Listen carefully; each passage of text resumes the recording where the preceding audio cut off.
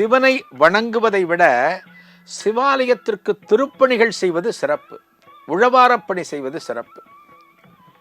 நம்ம இருக்கிற வீட்டை நம்ம சுத்தமாக வச்சுக்கணும்னு ஆசைப்படுறோம் இல்லையா? வீடை சுத்தமாக வச்சுக்கணும்னு ஆசைப்படுறோம்.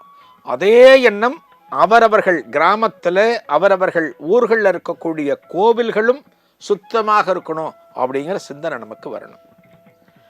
ஒரு ஆலயம், ஒரு தெய்வம் நன்றாக இருந்தால்தான் அந்த தெய்வத்தை நம்பியிருக்கக்கூடிய குடிகள், மக்கள், நாம நன்றாக இருக்க முடியும். அதனால தான் ஆலயத்தை அந்த அளவுக்கு போற்றினார்கள். திருநாவுக்கரசர் ஒவ்வொரு ஊராக சென்று அங்கே இருக்கக்கூடிய கோவில்களுக்கு உழவாரப்பணி செய்தார், திருப்பணி செய்தார். இது ஒண்ணுதான் அவருடைய முக்கியமான பணி, இது ஒண்ணுதான். அதே போல இவர் என்ன பண்றார்?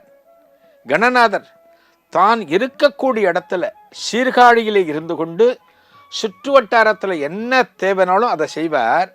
அதை தவிர இவர் என்ன தெரியுமா பண்ணினாரா? ஒரு பெரிய படையை உருவாக்கினார். பெரிய படை. என்ன படை?